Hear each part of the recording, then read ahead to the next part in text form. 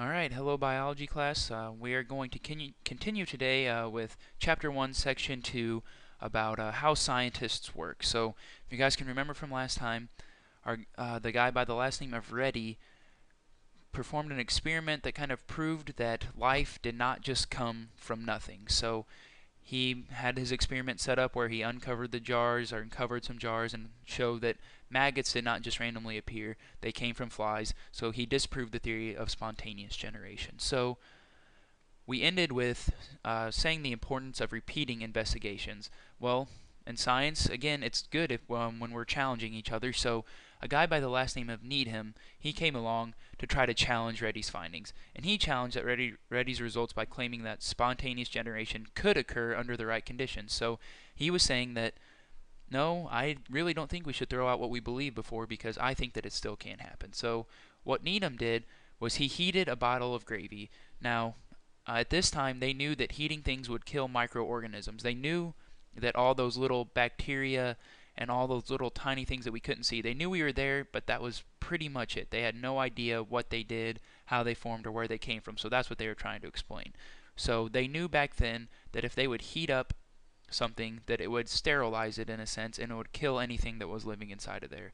So Needham, he heated a bottle of gravy, and before sealing it, he allowed it to cool to room temperature, just I think maybe for safety reasons back then. And so then after the gravy cooled, he sealed the bottle, and after several days, the gravy was swarming with microorganisms. So he looked at it under a microscope and was like, oh man, there's stuff everywhere. So he concluded that these organisms came from the gravy by spontaneous generation, because he said, look, I heated the gravy, I killed everything, then I sealed it up, and stuff still came. So it couldn't have come from anywhere else besides inside the gravy. So that was how Needham's experiment went.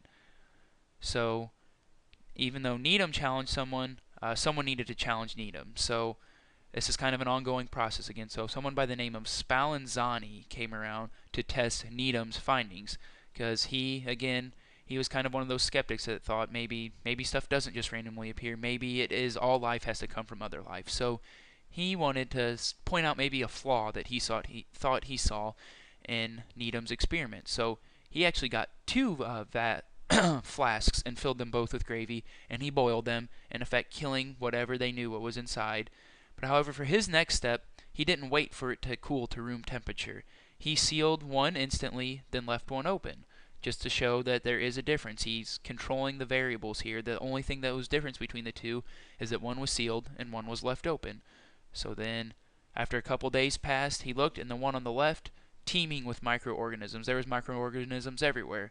However, the one on the right, completely free of microorganisms. So this, in effect, proved that spontaneous generation could not occur, because they killed everything off that was inside of that one, and once they sealed it and kept it away from the air, all the dust particles, all the dirt flying around that was probably going on around then, there were still no microorganisms to be found. So Spallanzani disproved Needham, and then in effect he helped out Reddy again.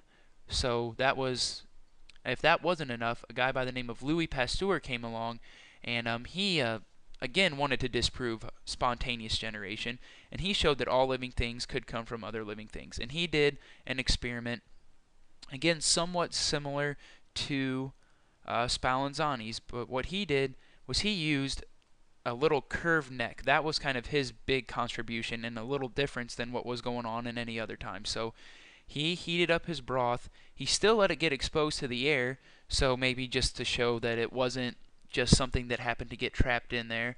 And the curved neck, again, the big advantage here, because as you can see, if something falls down into that neck, it's not going to be able to work its way back up inside and to get to the broth. So he heated it up, put on the curved neck. There's no microorganisms for a year. So then as soon as he removes the curved neck, the broth grows with organisms everywhere. So that, again, just provides more evidence to the fact that we are never going to have spontaneous generation.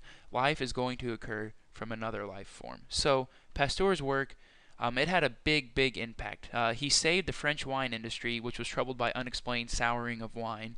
So we would know now today that that was just all microorganisms getting inside that wine and ruining it. And he saved the silk industry, which was endangered by a silkworm disease, and he began to uncover the nature of infectious diseases, showing that they were the result of microorganisms. That last one is huge in today's world because we wouldn't know what we knew about vaccinations, antibiotics, if it hadn't been for this work that he did. So, however, there are going to be times when experiments are not possible. We're not going to be able to manipulate things. So, just going to hit on these really quick. Maybe some things would be wild animals. Again, we can't really get an accurate count on how wild animals are going to act if we're manipulating them all the time. So that would just be one. So you just need to be able to have some alternate investigations in case an experiment is not possible. So this chapter wraps up, again, kind of hitting on the spontaneous generation theme of developing a theory. So again, we want to know how a theory develops, or what even a theory is. So we'll get to that in a second. So how a theory develops: as evidence from numerous investigation builds up, a hypothesis may become so well supported that scientists consider it a theory. So that spontaneous generation was a hypothesis, but there was so much evidence against it that now we know that there is a theory that spontaneous generation will never occur. So in science, the word theory applies to a well-tested explanation that unifies a broad range of observations.